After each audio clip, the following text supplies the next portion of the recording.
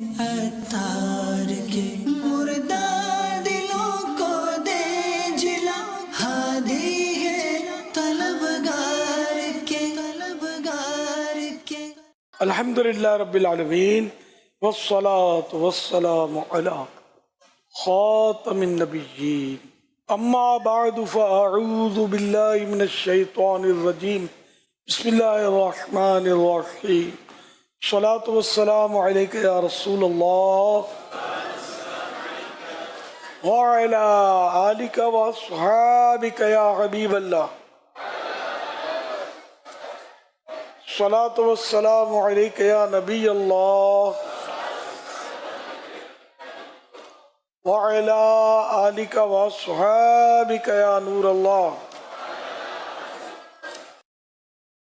فرمان آخری نبی صلی اللہ علیہ وآلہ وسلم، جس نے مجھ پر صبح و شام 10 بار درود پاک پڑھا، اسے قیامت کے دن میری شفاعت ملے گی۔ صلو علی الحبیب صلی اللہ علیہ محمد۔ یا سیدی، آپ کی بارگاہ میں سوال عرض یہ ہے کہ آقا کریم صلی اللہ تعالی وسلم کی مبارک سنت زلفیں رکھنا، اس پر الحمدللہ خود بھی عمل کرتے ہیں اور بچوں کو بھی ذہن دیا جاتا ہے کہ سنتیں رکھیں، اور سرپرستوں سے یہ آتا ہے کہ بیٹا سنتیں نہیں رکھیں، گرمی ہے۔ اس کے متعلق حکم ارشاد فرمائے، کیا کیا جائے؟ اللہ یہ تو مقابلہ تو جاری رہے گا۔ امامے پر بھی بولتے ہیں گرمی ہوتی ہے، کوئی زلفوں میں کسی کو گرمی ہوتی ہے، کسی کو پھوڑے ہوتے ہیں، ہوتا رہتا ہے، اس کا کیا علاج؟ اور کسی کو سایہ ملتا ہے دھوپ سے، دھوپ سے سایہ مطلب فائدے تو ہیں اس کے، تب طرح طرح کے یہ ہوتا رہے گا، اکا دکا ہی ہوتا ہوگا۔ تو ہماری ترغیب ہے اس پر، کو ہمارا قانون تو ہے نہیں کہ زلفیں رکھنی پڑتی ہیں، ہمارے ذمہ داران کون سا زلفیں رکھتے ہیں؟ مطلب ترغیب، آپ ترغیب دلاتے رہے، کو بچہ نہ رکھے تو ہرگز اس پر سختی نہیں کرنی، قطعاً سختی نہیں کرنی، بس بولتے رہیں۔ وہ بھی آپ ماشاءاللہ آپ کا جذبہ ہے، ورنہ تو آپ کے قاری صاحبان کون سی رکھتے ہیں زلفیں؟ کتنے قاری صاحبان ان کی زلفیں ہوتی ہیں، یا ناظمین کون سی رکھتے ہیں؟ اللہ مدرسین رکھتے ہیں ہمارے، مطلب یہ اپنی، میں الحمدللہ ثم الحمدللہ دعوت اسلامی کے بھی پہلے سے زلفیں رکھتا ہوں۔ میرا ذہن تھا وہ زلفیں سنت ہے، بیٹھ گیا تھا ذہن میں، الحمدللہ رکھتا تھا اللہ کی رحمت سے۔ تو اب یہ کہ میرا یہ شوق ہے کہ زلفیں یا آقا کی سنت سب رکھیں، اور میرا زلفوں میں ایک حکمت تھی، وہ میں یوں مطلب اس پہ بتا نہیں سکتا، زلفوں کو کیوں میں نے ایک دم فوکس کیا، بتاؤں گا تو فائدہ تو ہوگا اس کا، بعضوں کو جوش آ جائے گا، لیکن سوشل میڈیا کا دور ہے، کسی نے سوشل میڈیا پہ داغ دیا نا تو مشکلات کھڑی ہو سکتی ہیں۔ کوئی پہنچ گیا ہے میری حکمت پر۔ اچھا، ان کے سوال کا مقصد یہ ہے کہ یہ طلبہ کو ذہن دیتے ہیں بچوں کو، مگر بچوں کے جو سرپرست ہے نا وہ منع میں سمجھ گیا، بچہ بیچارہ، اب بچہ بھی کیا کرے، نہیں رکھنے دیتے تو کوئی بات نہیں، اب ایسا نہیں کہ ہم ایسا کریں سختی تو پورا بچہ ہی چلا جائے ہمارے ہاتھ سے، کہیں اور جا کے بٹھا دیں اس کو۔ اس لیے اپنے پاس ہی رہنے چاہیے، ہمارے جو بھی سرمایہ ہے کہیں اور نہیں جانا چاہیے۔ ماشاءاللہ آپ کا جذبہ پسند آیا مجھے، اللہ اور بھی مجھے ایسے ناظمین اور قاری صاحبان دیں کہ جو ہمارے بچے کو آقا کی یہ سنت بھی رکھنے پر ترغیب دیا کرے۔ رکھوانا آپ کا، میرا کام نہیں ہے، اللہ کا کام ہے کہ وہ جس کو ہدایت دے، ہمارا کام بس سمجھانا، پہنچانا، بتانا اور اپنا ثواب کرائے۔ یہ رکھے گا تو ثواب ملے گا ایسا نہیں ہے، میں بول دیا آپ کا اخلاص ہے تو ثواب تو ملے گا ہم کو انشاءاللہ۔ ہاں قاری صاحب یہ خیال رکھیے گا کہ آدھے کان تک زلفیں رکھنی ہے، آدھے کان تک۔ جو ابھی تک بیرش لڑکے آپ سمجھتے ہوں گے جو میں کہنا چاہتا ہوں، تو ان میں اٹریکشن بڑھنا نہیں چاہیے، ورنہ یہ بل کھائی ہوئی زلفیں جو ہوتی ہیں نا، اس سے ان کا اٹریکشن بڑھتا ہے، اس لیے وہ آدھے کان تک اتنی سمجھ نہیں آئے گی، سنت بھی ادا ہو جائے گی۔ ہماری بڑوں آپ چیک کر رہے ہیں اپنے، آپ ادھر تک رکھیں جو کندھوں سے چھوئیں، نو پرابلم۔ میں بچوں کی بات کر رہا ہوں، امردوں کی، ان کی مطلب یہ آدھے کان تک. جب داڑھی پوری آ جائے تو زلفیں بھی بڑی ہو جائیں. کندھوں سے نیچے رکھنا حرام ہے. کم از کم زندگی میں ایک بار سب کو یہ چاہیے کہ اتنی بڑھائیں کہ کندھوں سے چھو جائیں, تاکہ جیتے جی ایک سنت یہ بھی ادا ہو جائے. سبحان اللہ. الحمدللہ میں نے تو کئی بار رکھی ہے کندھوں سے چھونے والی, الحمدللہ. صلو علی الحبیب صلی اللہ علی محمد. حضور میں ابراہیم حیدری ٹو ٹاؤن اور مجلس ائمہ مساجد کے تحت امامت سر انجام دے رہا ہوں جامع مسجد نوری میں. میرا سوال یہ ہے کہ بعض اوقات مسجد کے اندر کوئی جائے نماز دے دیتے ہیں, سبز رنگ کی ہو یا اس پر مکہ مدینہ کی تصویریں وغیرہ بنی ہوتی ہیں, تو اس کا لینا اور اس کو بچھانے کا کیا حکم ہے؟ اس پر نماز پڑھا سکتے ہیں؟ غیر جائز تو ہے لیکن دل نہیں کرتا. خصوصاً مطلب کعبہ شریف کی تصویر یا سبز گنبد شریف تصویر, اس پر کھڑے ہونے کو دل نہیں کرتا تھا. سبز رنگ پر بھی دل نہیں کرتا. حضور کوئی دیتا ہے محبت سے, اگر نہ بچھائیں تو پھر کہتے ہیں کہ جائے نماز آپ جو ہے سجا کر رکھ دیتے ہیں, ہم بچھانے کے لیے دیتے ہیں تو آپ کو دے جاتے ہیں, کمیٹی کو دے جاتے ہیں. یہ مسجد میں دے جاتے ہیں. اب آپ کو تو پتہ بھی نہیں چلتا ہوگا بعض اوقات. جی کبھی میرے کو بھی دے دیتے ہیں کہ ہاتھ میں یہ مسجد میں بچھا دیجیے گا. تو آپ اب یہ کہ سمجھانا بھی واقع ایسوں کو کہ میرے پاس موجود ہے, ہوگی تو صحیح نا آپ کے پاس, یہ موجود ہے. میرے کو اس کا تجربہ ہے. میں جب جاتا تھا نا بیان کرنے کے لیے مسجدوں میں, ایک تجربہ یہ ہوتا تھا کہ تھپے بچھاتے تھے. پھر جتنی جمع ہوتی ہوگی نا, تو کوئی خاص آتا ہوگا نا, مولانا تقریروں کے لیے بھی آتے ہوں گے نا, تو ان کے لیے سارے تھپے بچھاتے ہوں گے. لیکن عام طور پہ مقرر آتا لیٹ ہے. اب میں جاتا تھا, نمازیں پڑھتا تھا وہاں, تو عام طور پہ پڑھاتا تھا. بلکہ مصلی شروع میں تو چلو کوئی نہیں تھی اتنی, وہ بعد میں لوگ مصلی دے دیتے تھے, امام صاحب سونپ دیتے تھے مصلی, تو یہ تھپے بچھاتے تھے. اب اس پہ سجدہ کیسے ہو, اب نماز پڑھے کہ اس سے کچھ نہیں کرے, اس کو دباتا رہے. کیونکہ جب تک یعنی اس طرح کے دبانے سے پیشانی کوئی اتنی دبانی ہوگی کہ جب تک یعنی کہ اتنا نہ دب جائے کہ زمین کی سختی محسوس ہو. یعنی اب دبائے گا تو نہیں دبے گی اتنا. جبکہ ہو اس طرح کا گدا یا کوئی سی چیز یا قالین, تو ہمارے موٹے موٹے اس میں بھی مطلب بازو کا جی وہ پچک لچک, تو یہ مزہ نہیں آتا تھا مجھے. میں تو پھر تھوڑا یوں اپنا تھوڑا وہ ہو گیا نا, امیج بن گیا نا, ہٹا دیتا تھا جن کے تفوں کو. بولتے نہیں تھے, ڈرتے تھے. یا یوں لوٹ کر میں خالی زمین پر سجدہ کرنے کا بھی مجھے ایک جنون تھا. وہ مستحب ہے کہ کچھ بھی نہ بچھا وہ سجدہ کرنا, یہ زیادہ ثواب ہے اس میں. تو میں یہ قالین اور یہ گالیچے اس کے سب کے خلاف تھا. کارپیٹ خلاف یوں کہ پسند نہیں کرتا تھا, جائز تو ہے, تو میں یوں کرتا تھا, ہٹا دیتا تھا. پھر یہ کہ وہ مدینہ شریف سے آیا ہو تو یوں مدینے کے مکے کے سب جمع ہوتے ہوں گے اور یہ بچھا دیتے تھے میرے لیے. تو خیر وہ تو کبھی کبھار ایسا ہوتا تھا. آپ تو مستقل امام ہے تو آزمائش تو ہوتی ہوگی. صلو علی الحبیب صلی اللہ علی محمد. میرا امیر اہل سنت کی بارگاہ میں یہ سوال ہے کہ بعض اوقات ہم اس طرح کی جگہ پہ جاتے ہیں کہ جہاں مسجد قریب نہیں ہوتی, دور ہوتی ہے, تو ہم 3 یا 4 لوگ ہوتے ہیں. اس صورت میں وہ اپنی اپنی نماز پڑھیں یا جماعت کروا سکتے ہیں؟ اگر کوئی جماعت کا اہل ہے تو وہ کروا سکتا ہے. صلو علی الحبیب صلی اللہ علی محمد. محمد اسامہ, پنجاب میل سی سے. میرا یہ سوال تھا کہ حقوق العباد جو ہیں وہ دنیا میں ہی ادا کر کے جانے ہیں.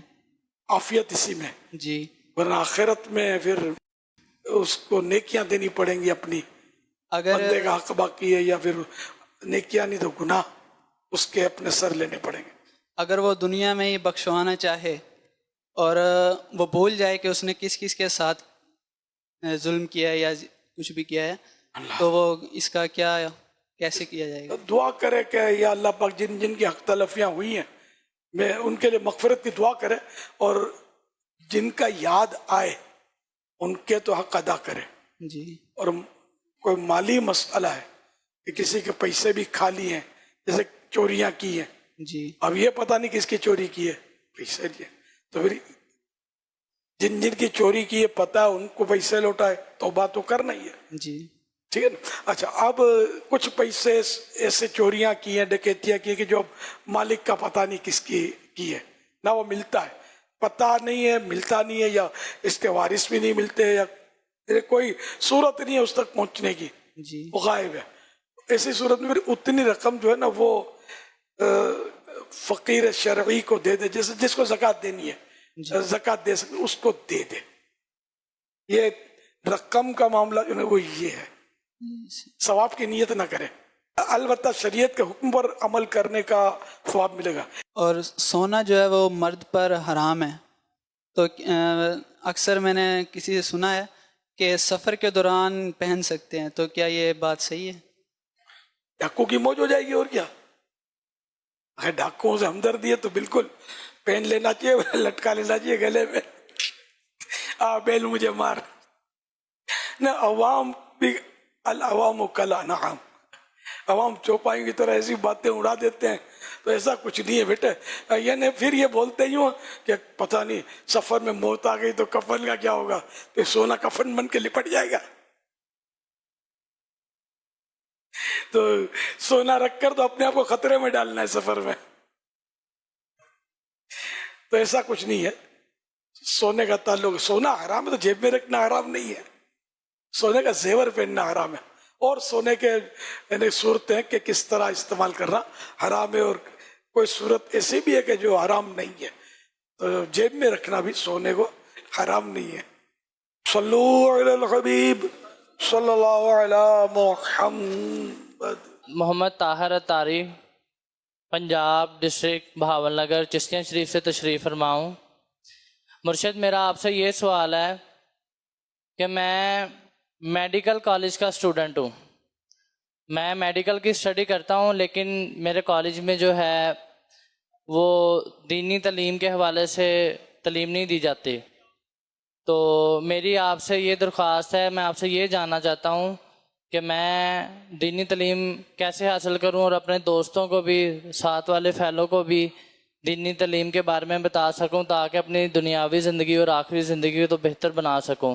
لہذا اس کے بارے میں کچھ بتائیں.